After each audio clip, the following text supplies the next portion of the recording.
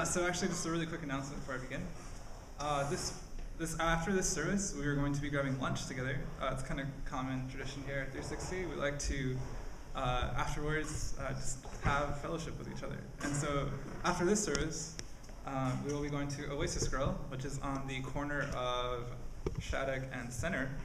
And it's a Mediterranean food. It's really, really good.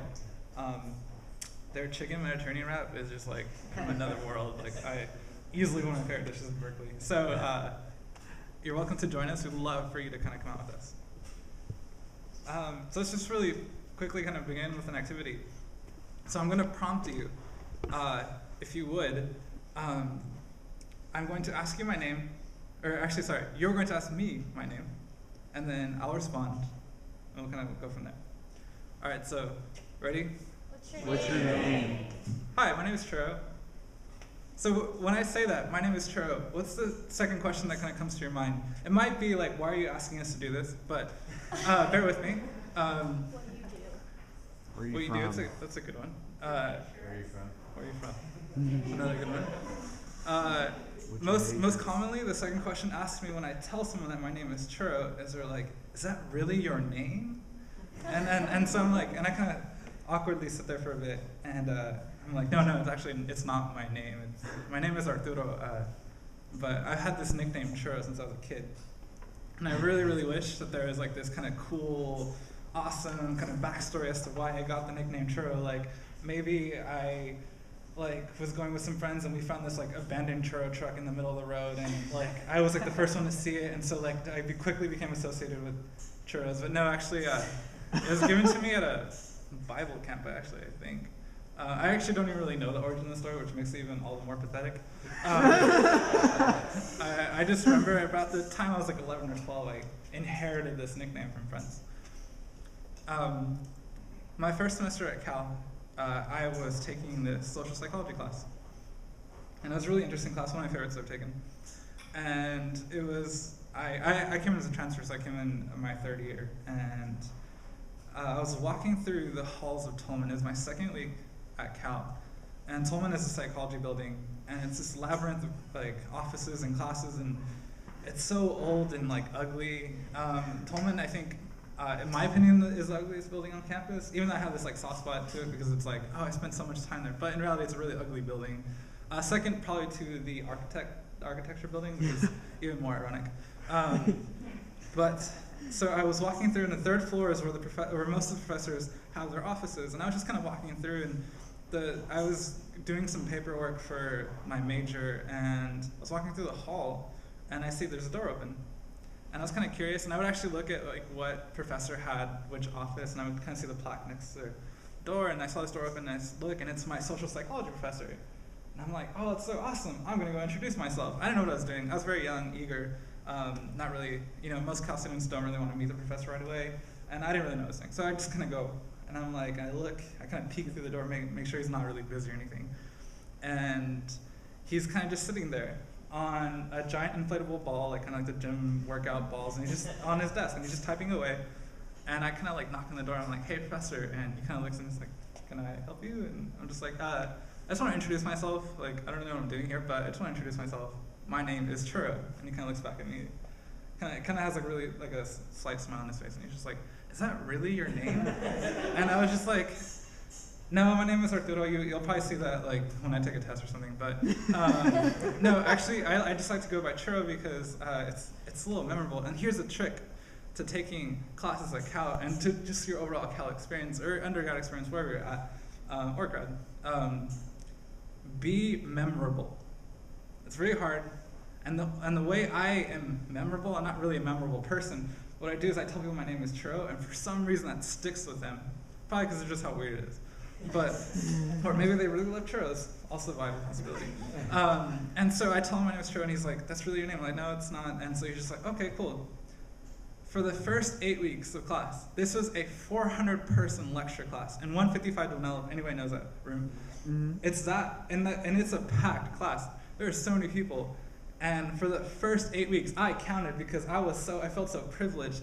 I was the only person that when I would raise my hand in the middle of lecture, he would call on me by name. He'd be like, yes, Churro, you have a question. And I'd be like, he knows my name. Like, what?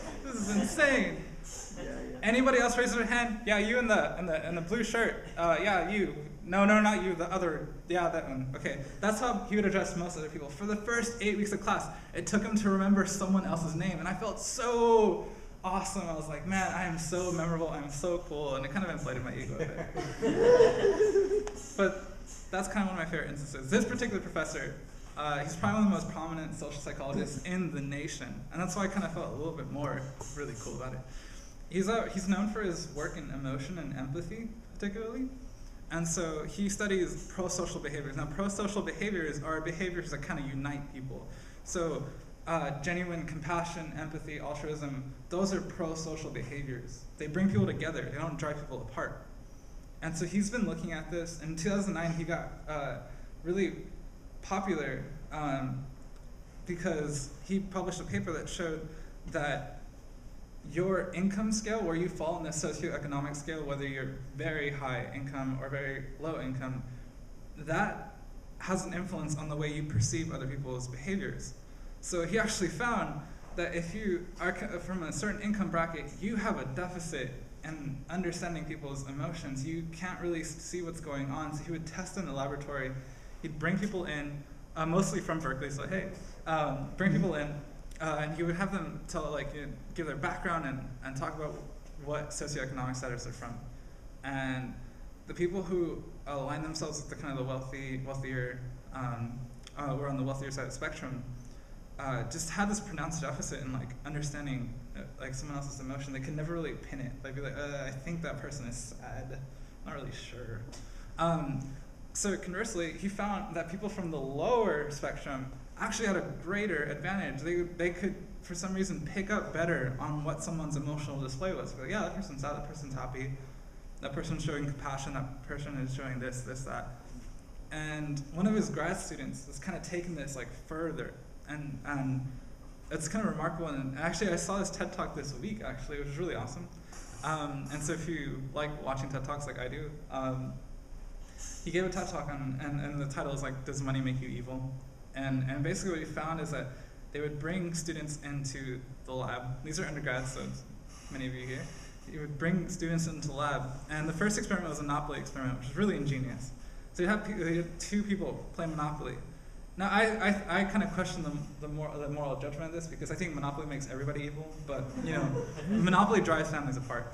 But he would bring people, two students, and he would randomly assign one student to be privileged and the other students to be less privileged. What that meant was that the privileged person got to take, was given, got 2 dice, the less privileged person got 1.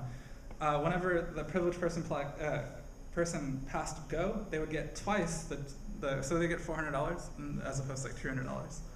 And so it was a rigged game, and it was really, and so he found that the students who were given this were put in this privileged category would often transform in the midst of playing Monopoly. They would become more aggressive. They would become more just almost evil. It was kind of, as you see some of the footage, it's a little scary, because they would be they'd be constantly flaunting how much money they had. They would they'd be like, oh, I have this, you don't have that. Oh, I have this.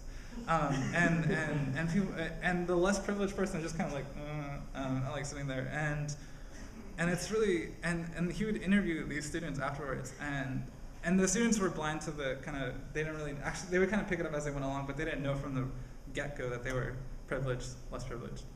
And so they would, the more privileged person would be like, oh yeah, so this is how I won the game. This is a rigged game. This is how I won it. I would, I've invested a lot in real estate. I monopolized certain areas of the board, and they would justify their actions to kind of show that they won it correctly. There was no rigged aspect to this game. It's really interesting. And so he found kind of this, that your status, your kind of where you come from, kind of influences the way you treat other people. And probably my favorite one is that he measured, this grad student measured cars. He actually would, if you want to pull up the picture, many of you probably know this area. So this is the corner of Ellsworth and Bancroft. and this is kind of right outside the RSF. It's really, I don't know if you guys have ever crossed this particular crosswalk. It's kind of dangerous because so many cars just kind of go down Bancroft like right away and they don't really see people. It's really kind of a iffy crosswalk, but he actually took people to that crosswalk, and the person you see there on your right is a Confederate, an actor, and it was like kind of someone who's helping him out, probably an undergrad student. And so he would measure the person would cross the road, and he would see which cars yielded to that pedestrian crossing. Now remember, it's the law. You have to yield for them. You're not supposed to run people over. Ideally, you don't want to do this. So he would have this Confederate, and he would look at the car that would yield and the car that wouldn't yield for that person. What he found is that the more expensive cars, they kind of like a sign or status symbol of like your wealth and your income, almost never stopped, almost never yielded for the pedestrian crossing the road. Now the really kind of run down, broken down cars you can kind of associate with a lower income status would actually stop. Every single one of them stopped for the pedestrian. So there's this huge disparity between really privileged, well-off socioeconomically speaking, versus like not really so well off. And so really the takeaway from these series of experiments, and he's done a lot of them, is that your status, where you come from, your privileged, if you're privileged or not, that actually has a remarkable effect on how you treat other people. That it can influence the set of pro-social behaviors you have. You might be less compassionate. You might be less empathetic towards other people. And actually, one that's pretty relevant, and it's really unfortunate that Will isn't here for this one, but he found that people who were of lower income gave more to charity than people who were of higher income. And that means like that the percentage of their salary to charity was actually significantly higher than the portion of the salary from the income, the people from higher income. It's a really interesting study. And so he found this. And so your status, where you come from, whether you're privileged or not, has an effect on the way you treat other people. This month we've been talking about skills. And we talked a lot about what kind of signifies or what illustrates us as being Christian. What can we kind of point to, like certain aspects of our personality or behavior or things that we do show other people that we're Christian. And so Earl kind of gave this idea of passing the one-way mirror test, where if you looked at a person, could you tell that they were a Christian or not? Now, a side note, I actually did research with a grad student who did the one-way mirror test, and I was actually the person recording the behavior. So I would look at these videos of participants in this room, and I would actually write down their behaviors. There's a side note. But we were kind of focused on, this month, talking about skills. And so the first week we talked about encouragement, about following the example of Barnabas. Now Barnabas was so well known for his encouragement that he was given the name Son of Encouragement. Like his entire identity was enveloped in this encouragement. Last week we talked about forgiveness, about not being your enemy's enemy. Saying that if they don't like me, that doesn't necessarily mean that I'm going to hate them back, or if they show me this, I'm going to show them back, and I'm not going to reciprocate. And that you allow forgiveness, you allow them not to own a stake of your life, but you're willing to kind of let go of it. And so today, we're going to talk about service. And so, I kind of define service as a set of pro-social behaviors defined by three principles: altruism, humility, and compassion. Now we'll look at text that kind of like illustrates this. And so if you actually want to, if you have like a phone Bible, or if you actually have a literal Bible, that'd be awesome, but it's relevant. If you want to turn to Luke 22, verses 24 through 27, you're welcome to see it. The words will be on the screen if you don't have them with you. So quick context, this is the 1st century Palestine. This is the night before Jesus is going to offer up his life for our sins. He gets together with this group of friends, the 12 disciples that follow him very closely on his missionary journey for about 3 years. And he has a meal with them. Now, the night in which this takes place is pretty interesting. A lot of events happen, and it's recorded extensively throughout the 4 Gospels of Matthew, Mark, Luke, and John. And so Luke, in this particular instance, records something that happened that night. And so in verse 24 it says, "A dispute also arose among them as to which of them was to be regarded as the greatest. And he said to them, the kings of the Gentiles exercise lordship over them, and those in authority over them are called benefactors. But not so with you. Rather, let the greatest among you become as the youngest, and the leader as the one who serves. For who is greater, one who reclines at the table, or one who serves? It is not the one who reclines at the table, but I am among you as the one who serves. For you are those who have stayed with me in my trials, and I assign to you, as my Father assigned to me, a kingdom, that you may eat and drink at my table in my kingdom, and sit on thrones judging the 12 tribes of Israel." So Christ uses this illustration a lot, the greatest and the least. And what's really funny is that the disciples fight a lot in the Bible. This is probably, I don't even know how many times they fight in the Bible. This is a pretty dysfunctional group of people. And so this dispute arises because they've become aware that Jesus is going to give up his life and that he will no longer be around in the physical sense. And so they're kind of arguing of like, who's going to take Jesus' spot? Who's going to be Jesus 2.0? And they were also concerned with like who was like the best among them, that they began arguing. They began to dispute like, man, like, no, I'm better than you, like I'm more holier than thou, that kind of like attitude. And so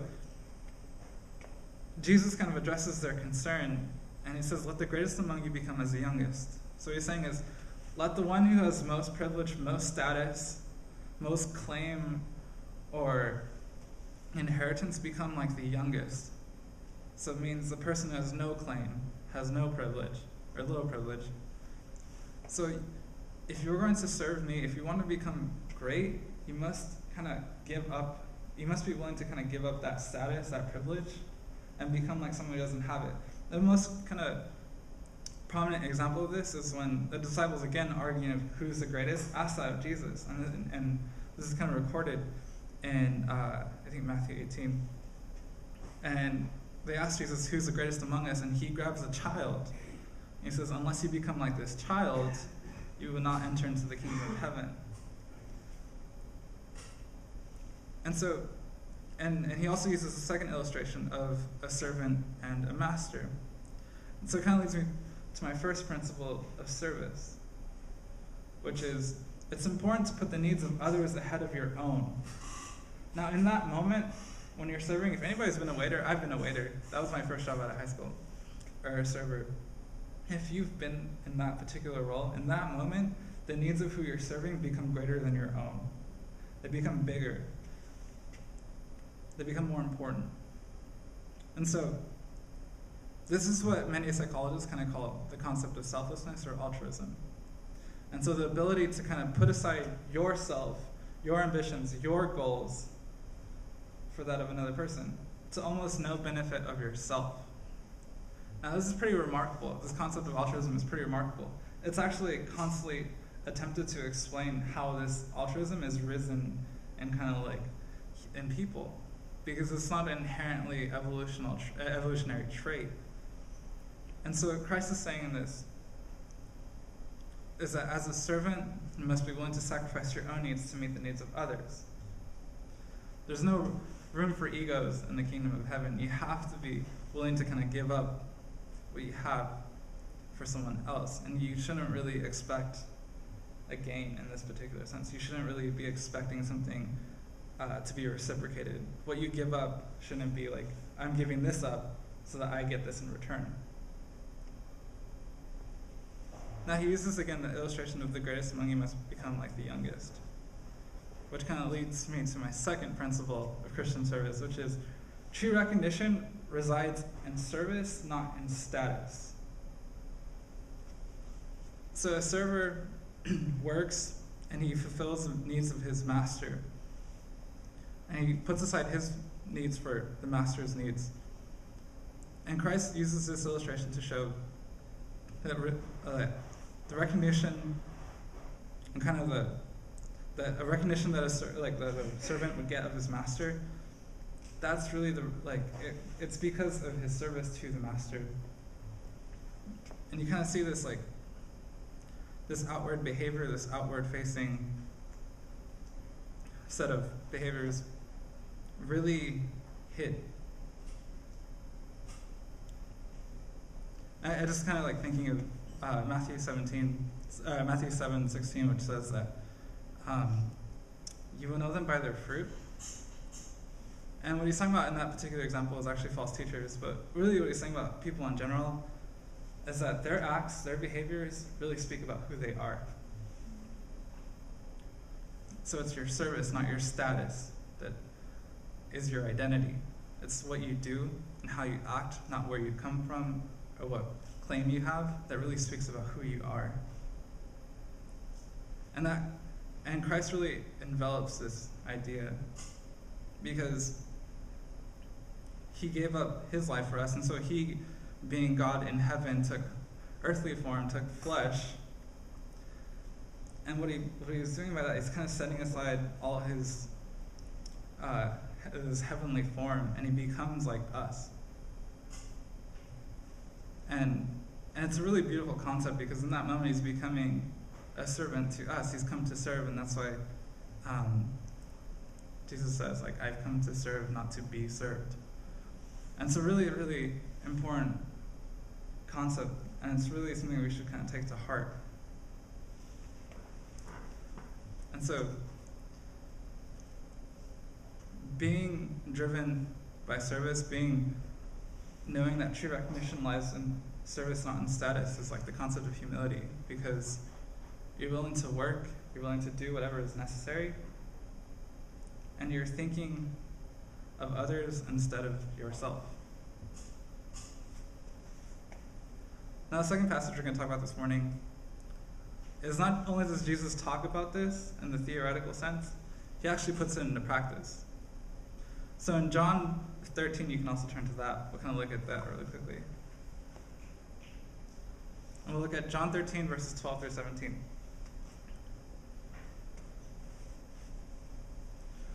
So when he had washed their feet and put on his outer garments and resumed his place, he said to them, "Do you understand what I have done to you?" Now what he's saying is, in John 13, the disciples are at this meal. It's the same night as Luke 22. And he's about to wash their feet. So this is pretty common practice. The disciples have gathered for a meal. And in the midst of this meal, Jesus grabs a large basin, just a huge jar, and fills water in it. And he begins prepping for this kind of custom, this traditional, or this custom. And usually whenever you would travel long distances like they had just done to get to Jerusalem, you wash your feet. And usually that task is delegated to a non-Jewish servant of whatever house you happen to be staying at. Now this is Jesus and the disciples. There is no non-Jewish servant among them. And so there's actually one biblical scholar who believes that Luke 22, the dispute in which they kind of fight over, is actually as a result of this. Because as Jesus is preparing this large basin of water to wash the feet, the disciples, they think okay, who is the greatest and who's the least among us? Because the least of us is going to have to wash the rest of the disciples' feet. And so they kind of start bickering and fighting over I don't really want to wash your feet. I don't really want to wash your feet. Drawing in essence, kind of casting lots in a sense, that who's going to have to do this. So in the midst of their kind of disputing and their bickering, which is pretty commonplace with disciples, Jesus takes off his garment, puts on a towel, and begins the preparation to wash their feet. And so he washes their feet, every single one of the disciples there. This is prior to that night. It's that night Judas leaves to betray Jesus, and it's prior to that. So Judas is right there with them. All 12 disciples, all original 12 are there, and Jesus is washing their feet, every single one of them. And so verse 13, "You call me teacher and Lord, and you are right, for so I am. If I then, your Lord and teacher, have washed your feet, you also ought to wash one another's feet. For I have given you an example that you should do it just as I have done to you. Truly, truly, I say to you, a servant is not greater than his master, nor is a messenger greater than the one who sent him. If you know these things, blessed are you if you do them." So this act of washing the disciples' feet is both a literal and a symbolic act. Literal because he actually washes their feet, every single one of them. And symbolic because he's actually cleansing them, and he's cleaning them, and he's taking the dirt off their feet. And if you ever travel, it's your feet that take a huge toll.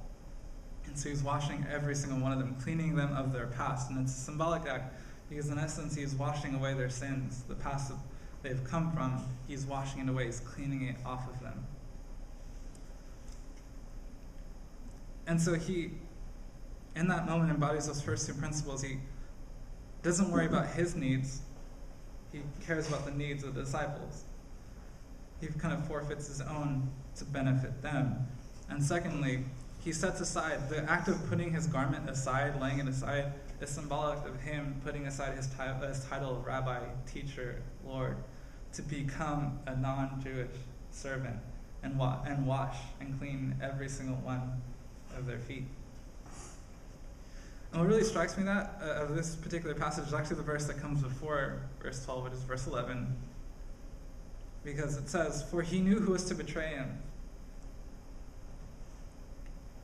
And in that moment, Jesus washes every single one of the disciples' feet, every single one, including Judas.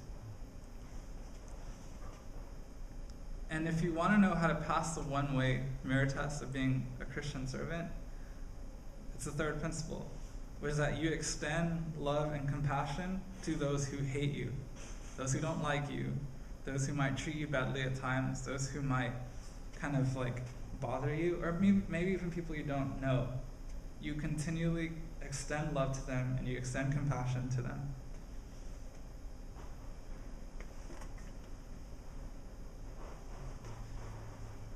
And it kind of struck me, and it's pretty relevant to my life, and it many of you know, some of you know that my brother is a staunch atheist. He's a Dawkins disciple. We often get into a lot of arguments over religion and faith. We've had these series of arguments since I think I was like 13. Now he is 7 years older than me, so a 20-year-old going against a 13-year-old in a debate of faith and science is never a good idea. And we would often argue a lot. And it's funny because we both grew up in church, and for whatever reason, he stepped out of that, and I kind of stayed with it. And so we'd often we'd get into these arguments, these very spirited discussions, and I have found that the way to kind of deal with this is to continually offer him service, to kind of still be there for him, even though we have these disputes, even though we don't have the same faith background or believe in the same things. That the way to kind of really show him that I am Christian, really the way to serve him is to continually extend love and compassion to him and grace. And that's what Jesus does in John 13. He extends his offering to Judas. And that kind of really struck me. So I'll kind of just wrap up. Because serving isn't easy, especially when you're serving someone who doesn't really like you. Someone who might actually take for granted everything you've done for them. But it's important to know that in your service and these set of behaviors that encompasses altruism, humility, and compassion, that it's not an immediate thing, that you won't necessarily win over people to Christ. Now, our goal as servants of Christ is to kind of bring people to Jesus so that he may wash their feet. Now, that might not happen overnight. I think many of you have experiences with this. I have. But it happens over time. And it's important to stick with it. It's important to take heart. You might not necessarily pass that test overnight, but if you continually show love and grace and compassion to other people, you will win them over. You will show them who Christ is within you. So this morning, the worship team is going to come up. And if you need prayer, we'll have people on the side praying with you. if you, I just want to make like kind of like a special kind of altar call thing for, if you've kind of have been disheartened by your service to other people, we want to pray for you. And if you really need help with any of the other skill sets, not just service, but encouragement and forgiveness, we're here for you. And so this morning, as we kind of like start worship, just reflect on that. And we'll take communion in a bit, which I'll lead. And so right now the worship team will start.